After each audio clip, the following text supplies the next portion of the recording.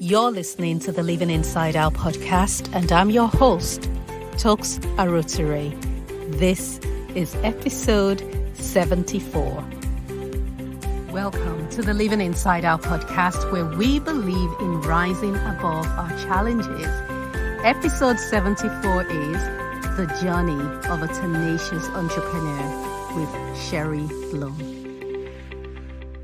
I am thrilled to have my dear friend and sister, Sherri Blum, on the podcast today. I've only just started to have guests on, and I knew this day would come because she is absolutely amazing.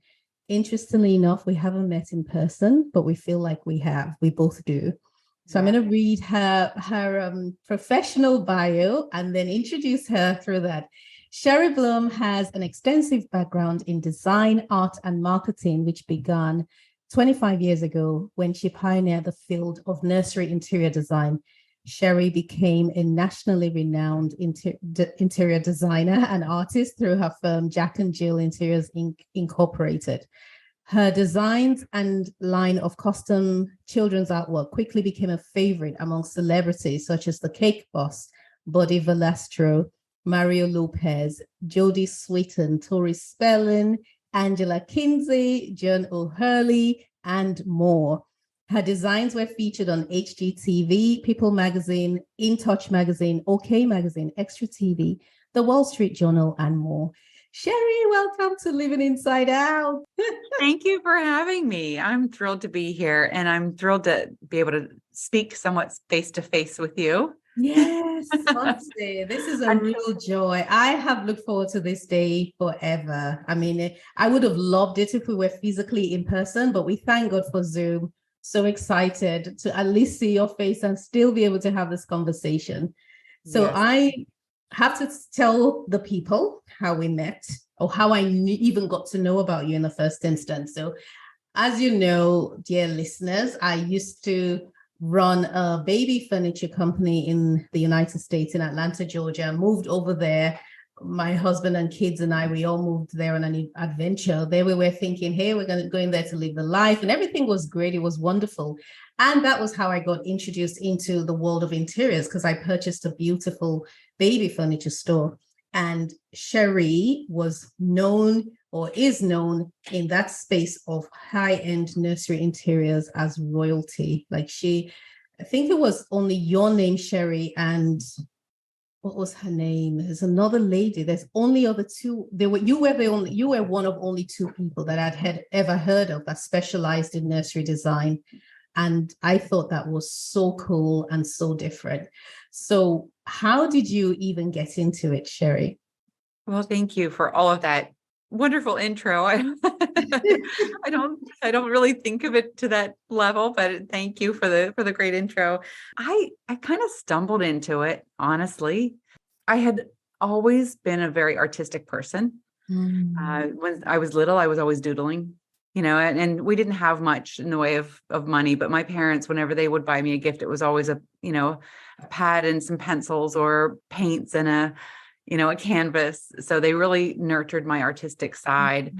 I had decided when I was in high school at one point, I wanted to be an interior designer and I was going to go to art school, but my life kind of took me another path. I actually was given the advice not to get a degree in design at that time by my aunt who had a degree in design. Oh. And she basically said, it's difficult to get work sometimes. And this was back in the 80s. Mm-hmm. And so she said, get a degree in something you can fall back on, because if you've got a natural talent for design, you'll be able to do it. Anyway. You'll be able to learn it and do it. Right. So I went to school for education, secondary education, social studies, and I got my degree there. And it was great because I was able to make a living there for a while. But, I loved design and decorating. So I just started decorating for some neighbors who would ask. They liked my home, and things like that. Mm-hmm. So it kind of took off and I started my own design company, a general design company.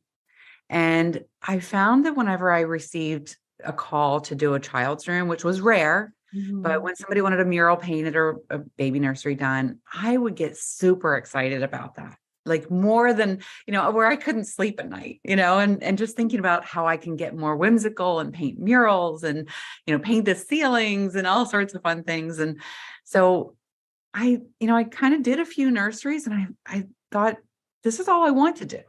And there were some naysayers. I told people I was going to specialize, and people would say to me, well, the money's in the kitchens and the bathroom remodels and the living rooms and dining rooms. And they thought I was crazy to specialize in something so minute as a child's room. That people don't spend money on their kids' rooms. That's the last place they spend money, is what I was told.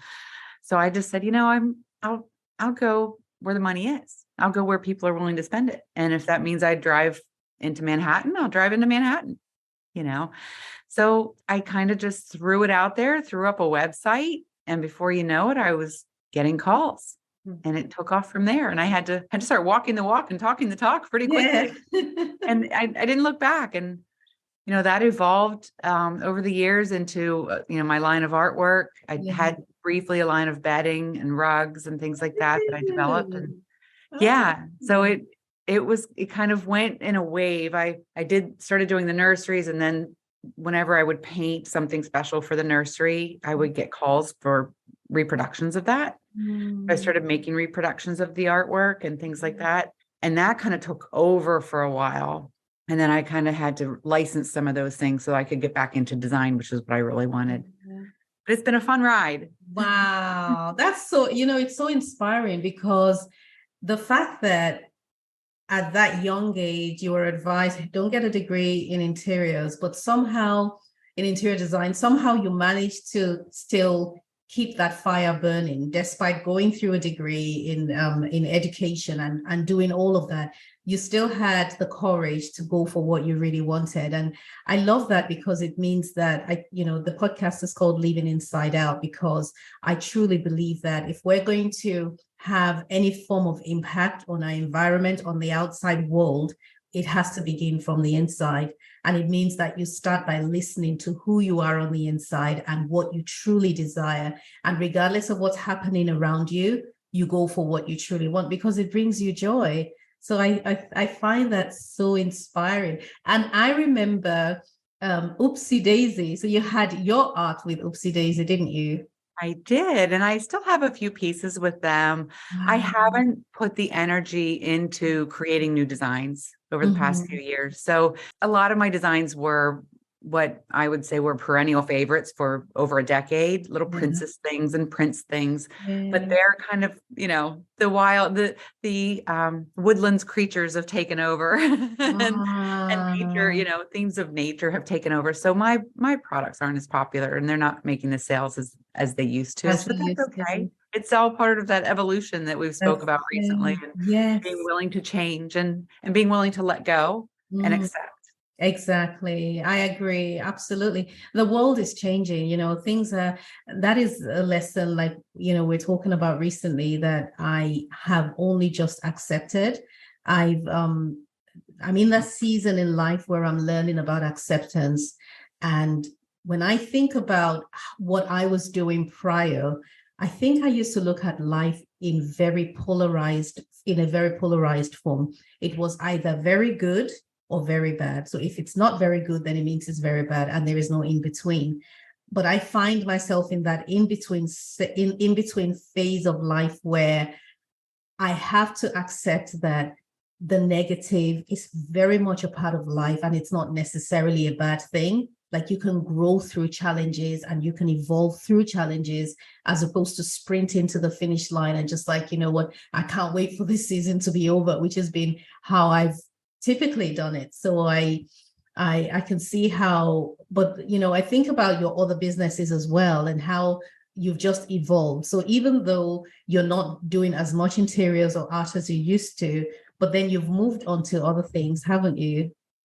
I have. And that, as you mentioned, those seasons of change are difficult. And I had a really difficult time putting Jack and Jill Interiors and my nursery artwork line on the back burner. And there was a time when I felt like I had to keep producing, even though maybe life was so busy, I really probably shouldn't have been, where I would sit and paint and just create new designs, because I wanted more artwork out there. I wanted to sell more. I wanted my artwork on every nursery's wall, and I was young and much more, I don't know, more focused on success in a different way than I am now. And I don't really know how to explain that, but other than I felt for a time as if the world would forget me if I stepped back. And I loved my place as a nursery designer. I loved the fact that I had kind of been at the forefront of something that people hadn't done previously. Right. You mentioned the other designer. It was probably Shalina Smith, Gaga Yes, Design. it was. It I was love Shalina. Shalina. It And was Shalina, yes. yeah, oh my gosh, she's another beautiful soul. If you haven't really met her, you I should. haven't. We've chatted a couple of times on Instagram, and I remember she did P. Diddy's twin girl nurseries back then, nursery room back then. Yes, she did. And then yeah. Tyra Banks did a show where she replicated that nursery, but used my artwork in it. So it was really kind of cool. And yeah, so kind of like, how can you do P. Diddy's nursery on a budget? And so Shalina did that with her. And it was really, Shalina is just a really inspirational person. So I do recommend you. I have to reach out to her and talk to her for sure.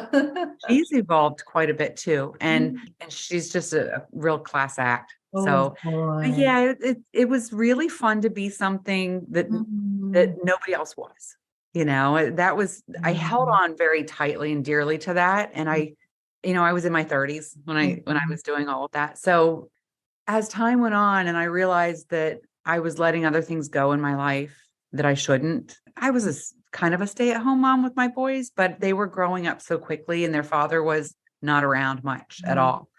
So I felt as if I was dividing my energy too much, but I kept driving forward with my career because I kept thinking, well, my kids aren't going to need me in a few years. My kids are going to outgrow me. They're going to go to high school and they're going to be involved in things that I'm going to be home bored to death and missing my kids. And I need to have something else. So I was so ambitious in continuing to build it that I feel like in some respects, while I was there physically, sometimes I wasn't there mentally when we were having family dinners or family time. And so I looked back on that after, gosh, it was only in recent years that I looked back on it and thought, okay, you really do need to step back because they're becoming men and you're going to miss out. So I started looking at things through a different lens and I haven't regretted letting it go because I figure something good will come my way. I remember when Luke, my oldest, was a toddler. He was 2, I think, no, maybe not quite 2. And I wanted so badly to leave my teaching career and be home with him. This was before I was designing. Oh, right. And I remember saying to my husband, like, I just want to be home with him. I don't like putting him in daycare. And I'm doing lesson plans in the evenings and he's tugging on me, wanting my attention, and I'm correcting papers. And I just didn't have the energy for him after being with other students all day long.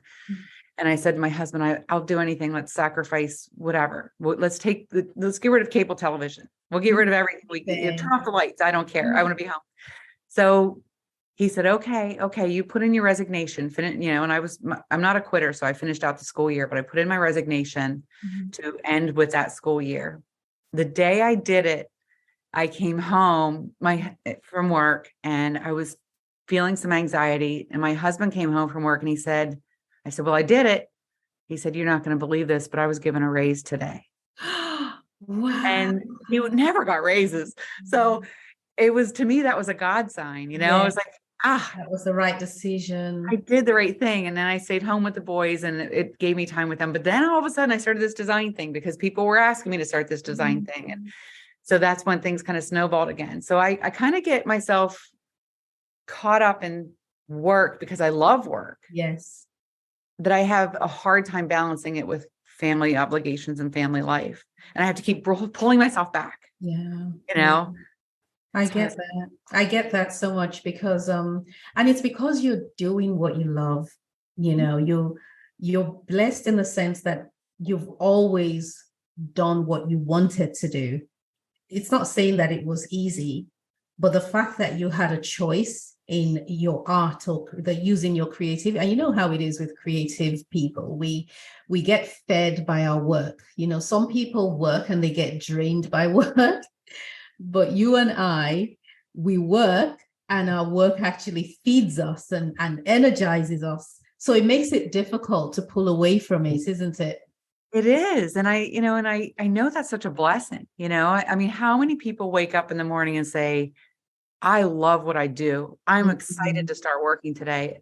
I Yeah, know that's a blessing because I have friends who don't feel that. that's And right. they are drained at the end of the day. And Yeah, where I'm just like, I don't know when to stop. Like, oh my goodness, it's 6 o'clock and yeah. I haven't thought about dinner. So Right. I could keep going. Yeah. But then I have to reel myself back in because I do love my children. I do love my Yeah. husband Yes. and I need to take that break. I struggle with that more than Mm-hmm. anything. Yeah, I hear you on that. It's a real thing. I had a season where, and for me that brings could potentially, at least for me, was bring causing me to get into a state of mom guilt. As I worried that I was leaving, ignoring my children or ignoring the family. And I did this thing one day, and this was literally the Holy Spirit helped me and said, okay, you know what, because I felt like I was dropping all the balls, and I felt like my whole life was like a pile of balls left on a table and everything was falling off the table. And so got this idea to categorize my life into 5 different areas. And I had a piece of A4 paper and I drew 5 lines down from the top to bottom. The first one had home, no, had house, not home. The second one had family, and then there was the business, then there was my writing, because that's an important part of me, and then there was me. And the idea was to make sure was to really think about, have a brainstorm session and think about what's the minimum I want to happen in all of these areas to say that I've done something there. And my intention was to actively make sure that I was picking something from the list and doing something every day so that I would have some kind of balanced life. But what ended up happening was I began to notice that I was doing a whole lot in all of these areas, even though it didn't feel like I was. So, for example, I'm going up the stairs and I see some child has dropped their toy on the floor or their sock, and I pick it up and I'm like, that's it, I blessed my house today. Someone comes back from school and they're telling me about their day, and I stop in, looking the child in the eye and listening and hugging them. That's me blessing my family. Every time I made a meal and we all had a successful dinner that day, that's me blessing the family. So I noticed that I was doing a whole lot in those areas, but I just wasn't acknowledging it.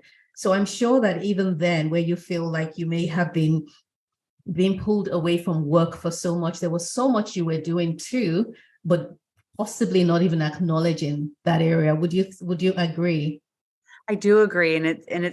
It's great whenever you take a moment and you ask your children, what do you remember most? Or what was your fondest memory of middle school or high school or our family vacations? And, Mhm. I try to do that every once in a while with my sons. I have 2 sons and they're both grown men now, 29 and almost 24. And Oh, it's, it's funny the things that they hold on to that you don't think it's going to be, you might think, oh, it's the trip to Disney or it's the expensive, elaborate vacation or whatever. But no, it's things like every Sunday we would, go fishing or the weekend that we all just went to my parents' farmhouse with no television and, talk to them for a weekend or the wow. little things like, just reading a book to them when they were little, or one time we actually, when the boys and I moved out of their father's home and we moved back to Pennsylvania to be close to family when we separated, we Mhm. lived in a little bit of a rundown house. It was a house that my brother had owned that was, had been a beautiful home in its day, but he'd used it for a rental for a while and he kept it nice, but it wasn't like the home we had in the Uh, suburbs of Baltimore. It had one bathroom, things like that. And I remember, my boys, when we went to look at the house, it kind of needed some painting and we're looking around and the bedrooms are small and there's one bathroom. And we'd moved from a house with 4 bathrooms and wow. we're looking around and my one son says, well, Mom, what if we all have to pee at the same time? Oh, You know, goodness. in the Oh, backyard, you boys go out there. I kind of teased yes. them and I said, listen, we're not going to sweat the small stuff.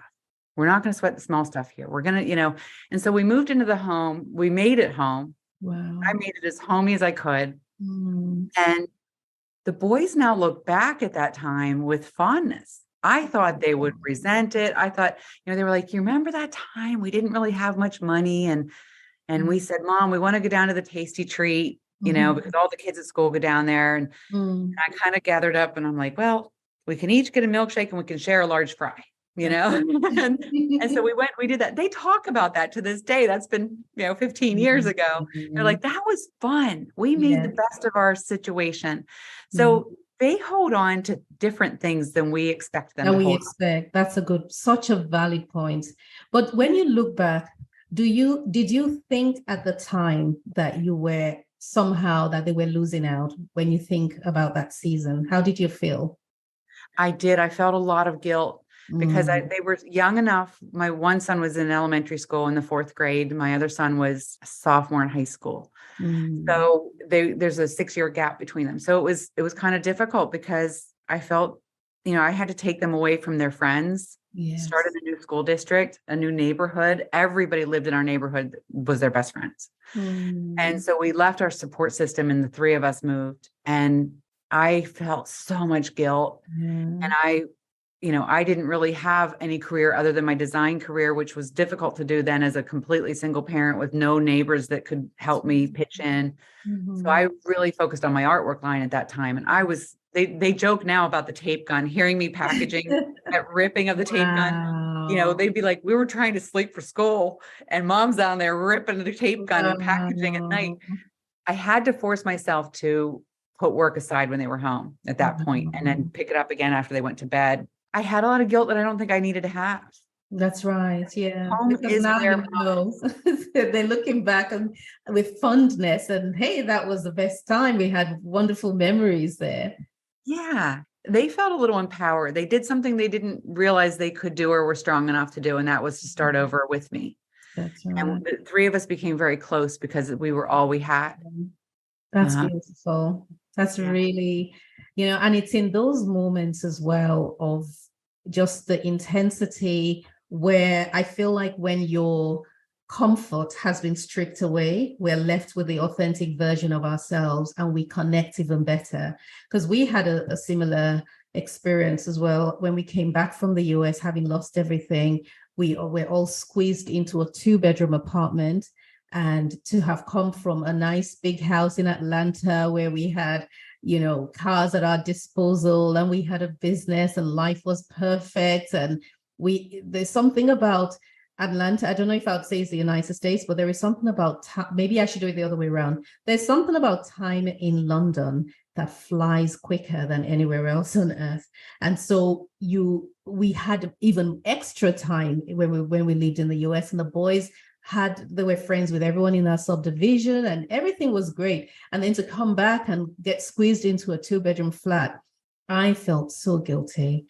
But now we talk about it and we laugh and they laugh as well. I remember there was a time when our treat was buying bread from Marks and Spencer's, which is one of Britain's premier food companies. I mean, Marks and Spencer's do everything from clothing, but they have a food hall and they make the best food. So they make the best bread, and we would get the cheaper bread throughout the week. And then once in a while, once every other week, we'll have enough to splurge on a loaf of bread from M&S. And they laugh about it, and they still do.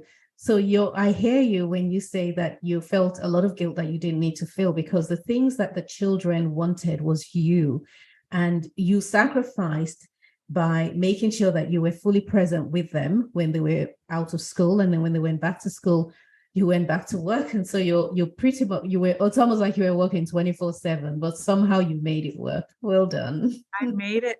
And I think that mom guilt we both just spoke about when we had to take away luxuries from our children. Mm-hmm. As I've gotten older and I'm 55 years old now, and I've learned a lot. I still have a lot to learn. I know that. And then the older I get, the more I realize that taking away those luxuries, I think honestly makes them better people. You get to see also the true person in your child. How do they deal with this adversity? And I'd rather my children experience adversity when I'm there to guide them. Yes. Because if we just, for lack of better words, spoil them, or Yeah. give them everything that Mhm. they could possibly dream of as children, when we're gone or when they're grown and maybe we're just not as easily accessible to them, how are they going to handle adversity if they've never experienced it under the guidance of somebody who loves them and can guide them through it? I agree. I absolutely agree. They wouldn't even know that it's adversity. They wouldn't know that it's for a season. They come very quickly to conclusions about how negative it is, or maybe even point to themselves as being flawed or something like that. So I absolutely agree. And even for this generation, so our children are about the same age. My oldest and your youngest are about the same age. And I'm looking at this generation and how comfort and ease seems to be the order of the day. Like, how can I make life comfortable and easy for my child? And the truth is, like you said, they need to be able to experience adversity, but even better when they can do it under the guidance of a parent who can help them and support them through it. So it's not about stopping them from suffering or stopping them from going through hard situations, but being there while they're going through it and while they're navigating it, so that we're there for them and we can be the support for them. And then they can go into the world and not be brats and not annoy everyone out there because they don't know how to behave. Yes. And our ultimate goal is to prepare them to leave us. Mm, And to go on, and live their lives. And, yeah. I know there are people who I hear them say, my child is my best friend. And I think about that word a lot, best friend. And, I want my children to love me and depend on me and look to me for advice, but I want them to have other people as their best friend, That's right. I love that. because I shouldn't be their best friend. I should be their parent. I should be a friend. I Right. should be their parent first and foremost. And that's a completely different relationship. And Mhm. I feel as if we make our children too dependent upon them, or we put the pressure on them to be our best friend, Mhm. they won't spread their wings and go on and live their life the way they should live it. Yeah. So as much as we want to hold on to those babies and keep them close, I'm learning that I have to prepare them better to let go. And they'll always come back. They'll, Yeah. you raise them right, they'll come back and They'll spend come time with you back. and seek Exactly. your And guidance. it's not like they're swapping one relationship for the other. They can have a parent and have a best friend somewhere else at the same time, build relationships with people and have a unique parent-child relationship with us as their parents. So Yes. yeah, I hear you. So what sort of challenges have you faced in your business journey? Because I know you've also got Bourbon Cowgirl, which I saw you had put on Insta. Was it on Instagram or Facebook? And you said something about getting back into it or resurrecting it. Or did I dream that? No, I did. Yes. Okay. She's coming back like a phoenix. Yes, that's it. Exactly. And I thought, oh, I'm so glad I'm here to watch how that's going to play out, because just judging from your past businesses and just your personality, and I'm really being inspired by you, Sherri. I've got to be honest, because as you're speaking, I feel, I'm in the middle part of my business, the baby cut shop, and it's been a very interesting last few months where I've been like, oh my goodness, can I even handle this at all? But hearing you talk about your business journey and how you manage to juggle family life and everything is giving me a fresh wind that I desperately need. So I'm excited to watch Bourbon Cowgirl. And I think I'm just going to watch you and use that journey as my inspiration to keep going as well. Well, So, thank you. I think you give me too much credit. no, I'm I felt not. the same about you, and that really your journey in faith has brought me back closer to God. Oh, Because wow. you send out these, even just these quick little quips, on an almost daily basis, and or you talk about life in a way that a lot of my friends don't. You really have a lot of insight and I don't know. I just feel like you're a very, very wise woman, very Oh, wise thank woman in so many aspects of you. life. And if you're struggling, in some way with the idea of your business or something with your business, you've got it. I know you got it. Oh, And thank you. because you have such strong faith. and you have a good support system. And I think that's number one. We have to build that. And I for a while, I neglected some of that. I kept thinking, oh, like, just like right now, I neglect exercise. I neglect myself. You talked about the 5 different columns you put on that paper. Yes, I yes. forget about my health. And I keep thinking, I'm still young, I'm vibrant.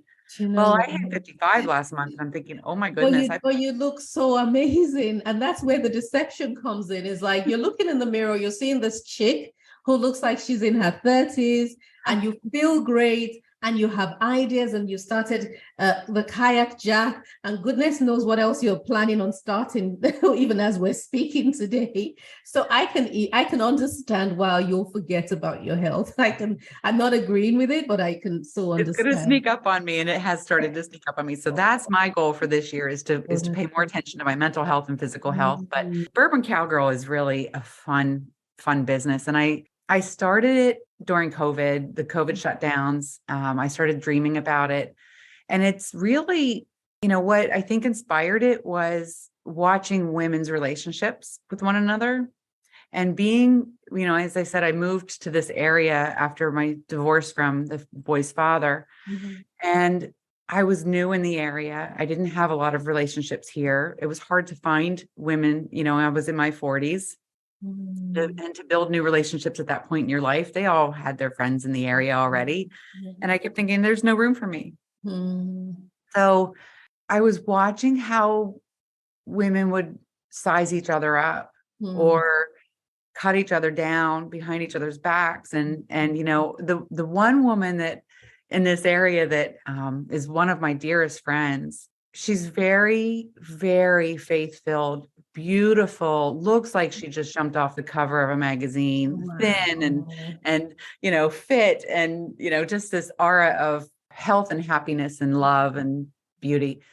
And her family has their issues like everybody else, but in the local area, her family's wealthy as well, and are wealthy in comparison. Other women would talk about her, or like, well, she's life's easy for her type of thing. And she's such a beautiful soul, and I watched how she just doesn't even pay attention to it. She just kind of lets it roll, and she finds people in her world that aren't judging her in that way. And then she so we became friends over time, and I started thinking about that. And I thought, I need more women like her in my life. Right. Yeah. Women who don't gossip, women who don't put each other down. And so I started celebrating that a little bit. And I really built this great little tribe around me of women like that. And it's just so wonderful to be around women like that aren't jealous. If you have something they don't have, they're not jealous. Or if you're prettier than they feel they are, they're not jealous, and it's speaking about where beauty that could be gone tomorrow. You have to build what's inside. That's right. I wanted Bourbon Cowgirl to be a place where women would build each other up, and where, Bourbon Cowgirl kind of is a tongue-in-cheek kind of, my alter ego or whatever you call it. I always wear my cowboy boots, and I love a good nip of bourbon and your hats as well. My cowboy hat. Yeah, I've got more red boots than I should ever admit to having. But I kind of wanted to be comfortable with who I was. I remember, one day wearing my red boots to an event at this kid's school and seeing these women like, and and they were probably like, well, why is she wearing that? Yeah, who has the nerve to wear red cowboy boots with their feet? So That's I thought, bold. I love it. Yeah. So I thought, why not? So, I was quickly able to weed out the people that weren't meant to be my friends that way. So I thought, I'm going to embrace who I am. I'm going to be bold in who I am and not care if the people that don't like it, they're not my tribe. That's right. I love that. But I don't need to be mean. I don't need to talk about them. I don't need to put them down. They're just not my tribe. That's not your tribe. Yeah. That's it. So it evolved from that. And really I like to sell fun little things, gifts you would give your girlfriends. I know when I get together, in fact, this coming weekend, I'm going away with 5 of my friends, some of my best friends from college. And we go away every spring to a little lake house. Nice. And we celebrate life. We cry, we laugh, we pray. And it's really good for all of us. And just to be able to to be together is great, but we all bring each other these little gifts, and so I know that I started to notice that women love to give each other little gifts for no reason at all, That's right. So I've built the site to be a place where you could go and find those fun little daily gifts for your girlfriends. Oh, love So it's good. that. It's fun. Oh my goodness. I love that. And I agree when you say about building your tribe. And when you decided that you were going to be yourself and just, you know what, I'll wear my red cow boots if I want to, and I'm going to be me. That's when being authentic really starts to be a blessing, because the people who are meant to be in your space recognize you. You're not pretending to be someone else. You're not putting forward an image, an embellished version of yourself, but you're going as you. And the people who are also authentic and are designed and God had intended to connect with you will recognize you. Because, especially now with this, in the social media era, where we have the capability of presenting an image to the world that's not ours. We can pick and choose who we want to look like today and sell that image to the world for no particular reason. There's no benefit to us, but we do it anyway, or people do it. It means that you're at risk of attracting the people who will not gel with you, who you're not going to connect with. And that can be dangerous, because, you end up exposing yourself to pain and hurt and disappointment by having the wrong people in your space. So do you ever have, so Bob and Cowgirl is like merchandising and gifts, is that right? But we also celebrate strong women. Okay. And we have a blog that needs to be resurrected. And basically we celebrate a woman who is a survivor or a thriver, or somebody who's doing something unique, or just wants to share her journey, just as you and I are doing right now. Yeah. Where, she's overcome something. She talks about it, and we celebrate her journey and who she is. Anybody can be a quote bourbon cowgirl. And but we started doing at the end of each blog, after we would interview this particular woman, we would put together a little icon, so to speak, of her alter ego, and then we'd make her like a glass or a tumbler and send it to her with like the symbols of, like, I'd have to look at them because it's been over a year since we've done it, and I'm just resurrecting it. But maybe if she spoke about her faith, we would put a cross in it. And she would tell, books were important. We'd put a book in it, and we'd kind of put together her little alter ego emblem for her and celebrate what makes her unique and what is important to her. Wow. Because I think as women, we need each other, and we need to support each other, because while we may have some really wonderful men in our lives, you and I are both blessed with that. I have, my sons, and my husband, and you have the same. Yes. There's nothing like girlfriend time. There's nothing like girlfriends. It's true. You're absolutely right. There's nothing like girlfriends. We nurture a little more, we can hug each other, cry on each other's shoulders, and be weak in front of one another, and then gain strength from that interaction. Right. I agree. I absolutely agree.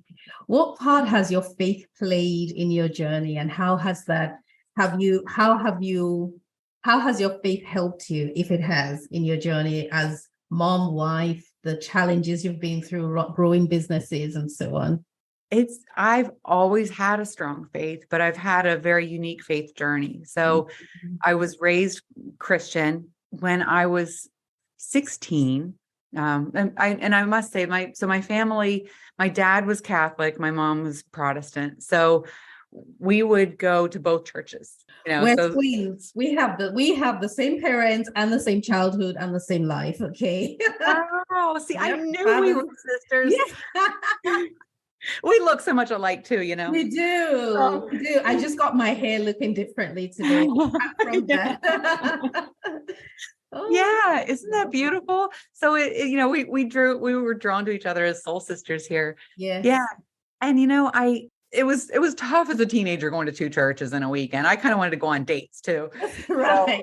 So, it's like, how do I reconcile this? Oh, I can't go on a date because Saturday night we've got mass,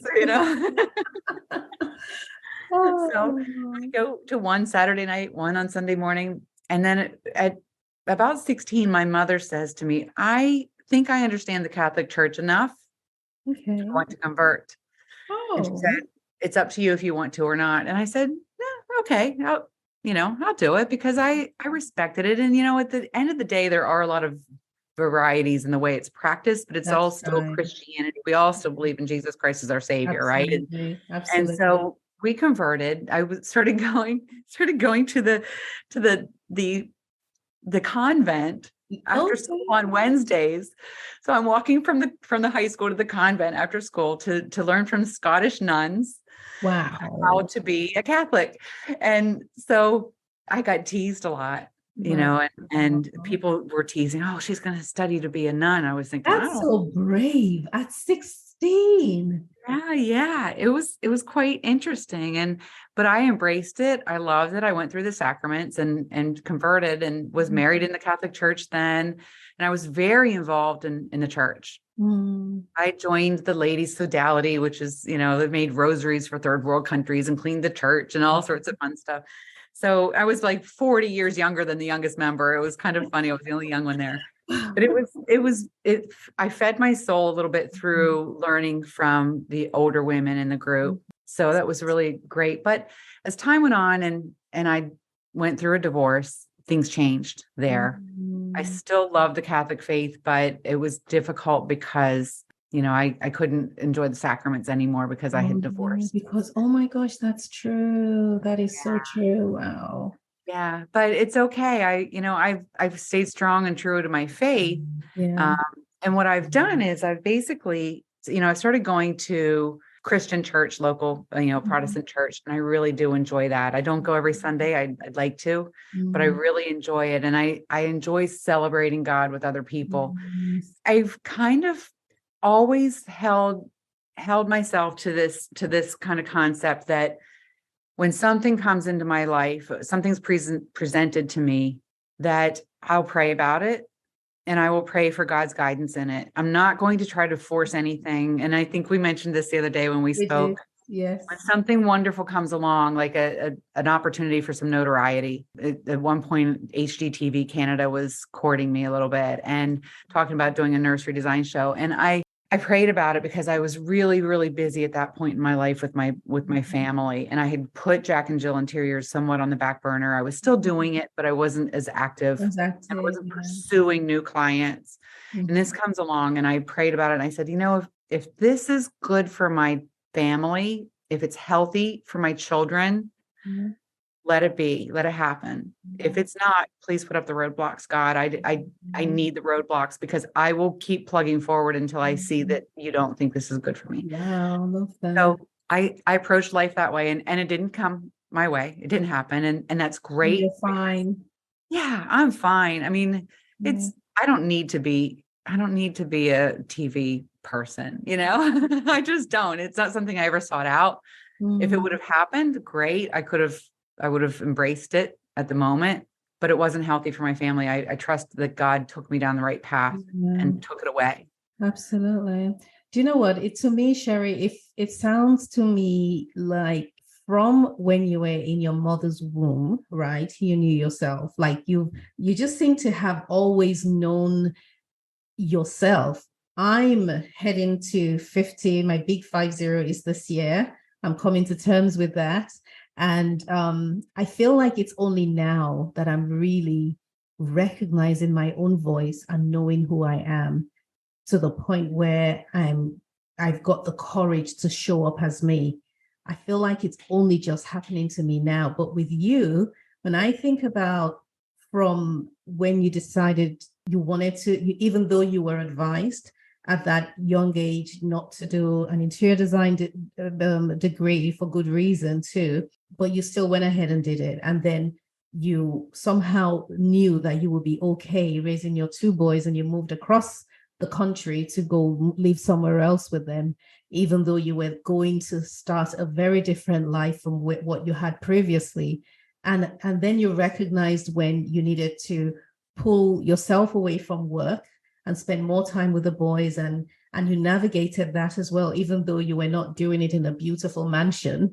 Somehow you did that. And then you go into this neighborhood and you see all these school moms and you're wearing red cowboy boots when everyone's wearing brown stilettos or trainers, and you're comfortable doing that again and all of that. And so it seems to me like you've always had a good grasp on who you are and you've always trusted yourself. Would that be true? Do you see yourself that way? Somewhat, but not completely. So I feel like I've always wanted to be unique, and I've always just wanted to act and be, who I was, as far as like wearing the red boots and being a dirty little, tomboy growing up. But I've lost touch with myself a lot too. I've had, gosh, a decade where I almost feel like it was just completely lost to me. And I fell into deep depression because I was trying so hard to make a second marriage work and a blended family work that didn't work. It just didn't work. And for numerous reasons I won't go into, but it was such a dark decade for me. And I lost touch with myself, my faith, my belief in myself. And I just became a puddle.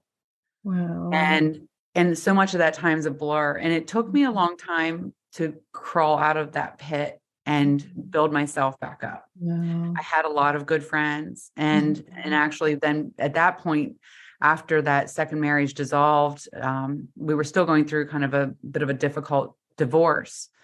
But I met my husband now, Art, and he was in a bad place. I was in a bad place. We became best friends. We were best friends for several years before we ever thought about being romantic. But I had his support. I had the support of my parents. My parents are very grounded in faith. And my dad in particular, he's always raised us to have an I can do it attitude. I can do it. If I dream it, I can make it happen. He was a dreamer and he always had that attitude. So I think that that's seen me through a lot when it comes to building the businesses. But at the end of the day, I think I've had a real roller coaster of a journey with embracing myself and treating myself with the respect that I should be. So while you see one thing, and of course, a lot of people see all this public persona, there's a public persona that people see because you don't want to air your dirty laundry on social media, but you don't want to be false. And that's where you walk a fine line too. How do I balance being my authentic self on social media with, also doing what's necessary to build my business, That's right. Yeah. I think you do it so well, though. I really do. I've seen the things that you've posted on social media, and I just feel like you have a really good balance. And I know, obviously, no one's life is perfect. We live in a fallen world, so we are expected to have challenges. I also don't believe that we're supposed to be sharing all of our private business out there anyway. So anyone who has an issue with that and feels, hey, she needs to tell us a little bit more about how imperfect her life is, they have issues. Exactly. Yeah. No, it's a great balance, I think. It is. And I think, what you've been sharing with people as far as your faith journey and just, I don't know, you post such beautiful thoughts and positive messages to people. I think that's so much of your calling. Thank you. It really is, because it makes a difference to me. Like like you said, we've never met in person, but I wake up in the morning and I usually lay in bed and I scroll through some things and I look for you because I know there's going to be a positive message, and that positive message can give me something to take into my day, That is so nice to hear. Honestly, it really is. I typically only share what I feel like I have handled, So in my Saturday just gone. Well, we're not posting this in real time, but on Saturday I published a podcast episode, and it's the second time that I have referred to a challenging season.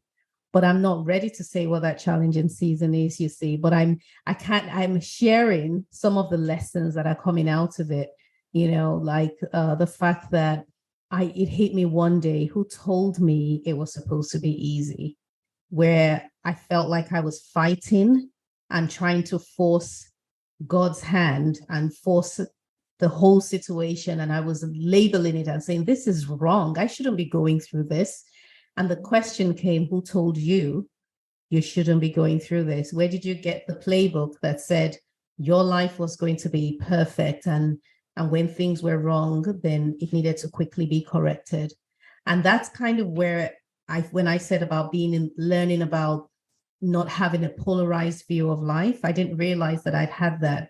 And now I realize that I've had a relatively good life, but then when trouble shows up, I think, no, I'm not supposed to have trouble. I'm designed to have a good life. And God is showing me now that, no, you are supposed to grow through the trouble, not change it from bad to good. And so I feel a sense of responsibility in a way to share the life lessons that I'm learning, because I've already been through it anyway. So of what good is it to me if I hoard it and not share? Does that make sense? Yes, yes. And isn't it, I was thinking about how after these hard times or after these hardships, and we come through it and we look back, then we can see, or if we're open to seeing it, we have to be open to seeing it. We can see God's hand through the whole thing. Yes. You are so right. Like, and so I try each, even just a little odd happening, something unique happens in a day that doesn't typically happen. I think, okay, was that a God message? Was that a little God sign? Was there something in that I need to pay attention to? So I think back, and I don't, again, I was raised kind of Catholic, so we don't quote the Bible much, but it's having childlike faith. There's a scripture, having childlike faith. Yeah. I remind myself of that a lot, because as a intellectual person, we can talk ourselves out of believing so easily. And so I don't allow it. I don't allow those thoughts to come into my head. And I think every day I look for God's hand in something, and in the moments. That's really been something I've done, I think, most of my life, at least my adult life. I look for the signs because they're everywhere. But they're not always big. Yeah. But you recognize it, right? Because you're looking for it. So you have a mindset of expecting God to speak to you through something, somehow. I really love that. Wow. Little tiny signs every day. Like they're there. We just have to be open to seeing them, and we can see him in our, holding our hand through these journeys. And, I've been through some really dark times, and I know there's times I wouldn't say I ever lost, but where I've not turned to God as much as I should have.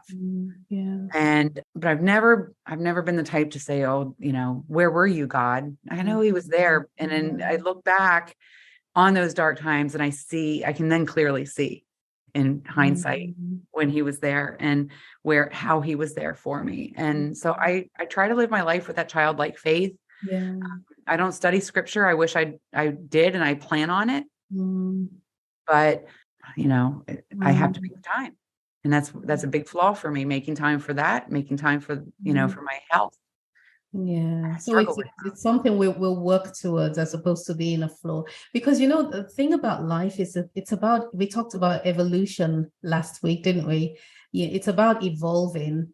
And one of the lessons I've learned and I've come away with is to come away from rigid tradition, in a sense where the being a Christian is defined by X, Y, and Z. Like, if you don't read your Bible every day, and if you don't pray every day, and if you don't do this every day, then there is something wrong with your Christianity.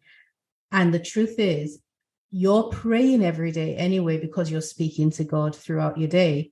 But you may not be kneeling down on your knees, getting down on your knees and putting your hands together and saying, Our Father who art in heaven. But you have a relationship with Christ, because that's what Christianity is. It's having a relationship with Christ and building that relationship. And God continues to work in you, and he continues to take you down the path and bring you to a point where now it's time for you to put my word inside you, because my word is life. And it's not a matter of it's a sin if you don't read the Bible or anything like that, because Jesus has paid for the sins, period. But it's my word will even help you more than I've been helping you thus far in your journey. So Yeah. Oh, wow. I feel like we should start Bible study together, Sherri. I know. I would love that. I would love that. We should. We should do something together. Are you going to consider, do you journal is what I need to ask you next, I actually. don't journal. And I used to write poetry. I used to put my Oh, thoughts into poetry. And I did it as a child. I was always sketching or writing poems. And I'm much like my aunt Beverly, who passed away a year and a half ago. She was just somebody I just held on so tightly to. She was very faith filled and very artistic. She wrote poetry too, but I stopped writing poetry when one of my cousins died. And I remember thinking, I can't put my words onto paper. wow. I left it. I don't know. I just kind of left that part of myself behind because it was just Behind, such a really? devastating. I felt like I wanted to get it out, how I felt about my cousin's death. And I stopped writing. Wow. Would you consider starting again? I probably should. I probably should because it was a big part of who I was, and it was a beautiful way to get my thoughts out. Yeah. I have thought about art therapy because I do enjoy painting, and I've started painting again, not for licensing like with Oopsie Daisy, but more for my personal For enjoyment. yourself. Oh, wow. Yeah. And I've painted, I usually paint very happy scenes, very light and, florals or things like that. Somebody once said to me, and it was actually a counselor when I was going through my second divorce and I was going through a really rough time and trying to reconnect with myself. She said she did some art therapy and she said, paint the ugly. Oh, She said, interesting. go spend some time and paint what you feel. Even right now, thinking about it, I'm tearing up. I don't know if I can do that. And Wow. yeah, I know, like it's a very powerful thing because painting is my therapy. Yes. So whenever I'm painting, every stroke of the brush, that's all I'm thinking about. So the rest of the world melts away. All the cares, all the worries melt away. And, a lot of people do meditation. I've just started doing meditation with my oldest son and the cares melt away then. So painting is like meditation for me. So when she said paint the ugly feelings, I haven't done it yet. And Wow. here, Well, how have you dealt with how did you or I should maybe in present tense as well, when you have ugly feelings or thoughts, how do you process them? I probably ruminate more than I should, Okay. and that's something that I've been trying to do less of because a lot of the situation that I was dealing with isn't logical. There's a lot of there was, you know, a lot of things that were happening and a lot of interactions where people were not logical. Okay, so Or that's even a totally different type of scenario in it's not even normal like yeah, I think I yeah, there's, understand that. it's personality disorders and things like Mm, that. So okay. when you deal with something like that and it doesn't make sense and you keep thinking if you present love, you present logic, it's going to be rewarded. It's not That's in not many gonna cases. happen. So I ruminate sometimes over, well, why didn't they understand this? Or why didn't this make sense? Why didn't this change? I gave love, I gave Mm, everything, and it was never given back. yeah. So I think I'm still learning how to deal with those feelings. I'm learning to let go. And I Yeah. have done really well over the past few years, but Excellent. even in my journey, I'm seeing growth on a daily Oh, basis. that's So that's beautiful good. to In the hear. right direction. I'm moving in the right You're direction. moving in the right direction. That's really what matters. I think that we, as humans, we always want to come full circle and we always want to understand why things happen, why people do what they do, and leaving things with the strings untied. How do you say it? So tying up with the loose ends dangling is doesn't sit well with us, and so that might be why we sometimes like, okay, this doesn't make sense. Why didn't this happen? Why didn't that happen? But that's the great thing. When I think about God somehow, and even just literally a picture of you came to mind now in the palm of God's hands, and there you are in the middle. And it really doesn't matter what makes sense and what doesn't make sense. You're in his hands, and that's all that matters, and you're safe. So that was a very unusual one. I don't normally see pictures of people, but I did. Thank you. I wish I could draw. I would have painted it. Really pretty. Well, maybe that's something we should do when I visit you. Yes. Oh, yes. You We'll have to just come with teach some me. watercolors and we'll Oh. we'll have some fun because there's no right or wrong. Mm, We know, again, if you paint for others, you're never going to be happy with it. If you paint that's for you, for me. Yeah. paint for you. And I have a little painting on the wall over here. You can't see it. Well, actually, the one behind us, if you see that, Oh. I painted, that's my favorite childhood spot. It's a Oh little my, waterfall. really? And it's back in the woods behind my childhood house, which Oh doesn't my exist anymore. God. But I painted that because I painted it for me. I don't care if anybody else thinks, oh, it Likes it doesn't. or not. Yeah, yeah, yeah. Yeah, paint for Oh, you. And I have to start. yes, we'll do it. I want to help you with Oh, that. bless you. Thank you so much. Yeah, it'll be fun. Okay. Oh my goodness. We've been talking for an hour. Can you believe that? And I have still had so many questions I wanted to ask you, but we'll have to do that one in person. Oh, we will. So I want to go back a little bit to Bob and Cowgirl. Would you consider doing a podcast? Because I think it sounds like a thing I would love to be a part of, but I'm all the way across the pond. So here's my thought. I love the idea of the blog and everything, but maybe do like a podcast or do even like Zoom meetings, Yes. What do you think? I do. I want to. And I was thinking, and when you and I did the Instagram live and now this, and I now know how it's done because Yes. I've never done these before. So I was thinking maybe my Bourbon Cowgirl of the Month, which you will definitely be invited to be a Bourbon Cowgirl of the Month and we'll do your interview.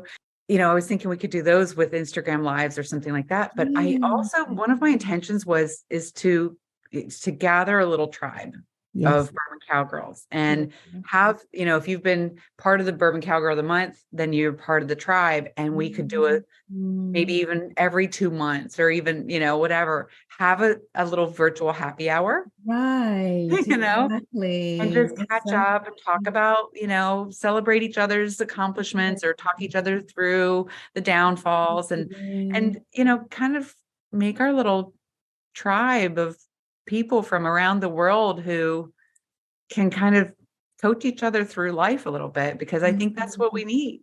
I agree. And learning from each other's experiences, because no one's going to have all the experiences, but if we put our little bits together, then we can get a more rounded view of life and also draw strength from one another as well.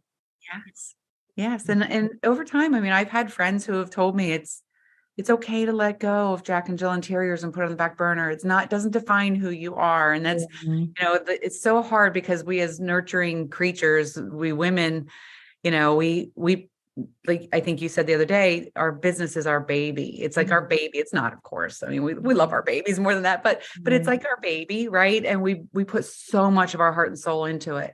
So how do you then let it go? Let it go. I know it's hard. And do you know, it's funny that I only realized about a week and a half, 2 weeks ago. So I knew what I was doing, what I'm about to say. I knew what I was doing, but I did not consciously realize that it was deliberate. Well, I knew it was deliberate, but I didn't understand what I was doing. And I'll tell you what it is.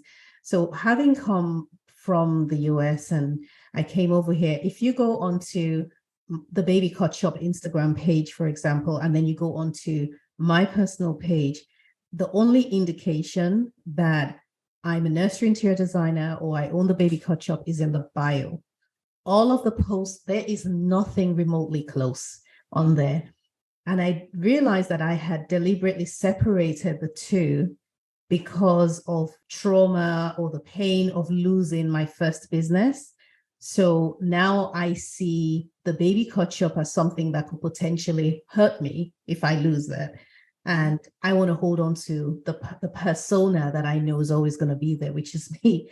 I don't know if that makes sense or not, but it doesn't make sense. So yeah, that's been, and that mindset has actually affected how I run the Baby Cut Shop. And I think that I've lost many opportunities to grow as much as I could possibly grow because I'm holding back and I'm not putting my face to the business. It's there because I had no choice, but it's all of that stuff. So that's some interesting thing that's going on in my mind these days. And I'm trying to figure out and work my way through it. It is difficult. And it brings to mind my journey of becoming a mother. I remember I did the same kind of thing in a different way, but I wanted so badly all my life to be a mom. And I had Luke. Was not an easy thing to get Luke. And then after Luke was born, I had 2 miscarriages. Wow. And the second was very difficult. I was second trimester, and I didn't think I could have more babies. Wow. So my husband and I started an adoption. We were adopting a little girl from Korea, and we'd gone through all the classes and the home visits and everything. And all of a sudden I'm pregnant. Wow. And I remember thinking, I don't even remember how this happened. So, and I went through the entire pregnancy with Ethan, terrified I was going to lose him. So I was bumped out to here, but I didn't buy, for the 2 babies I'd miscarried, I'd bought blankets, I'd prepared the nursery. I had just embraced, I had selected names and everything else. And I went through the pregnancy with Ethan, not attaching myself to it, because I was so afraid it was going to go away, right? It's the same type of thing. You're not attaching yourself to baby cot shop because you're so afraid you're going to lose it.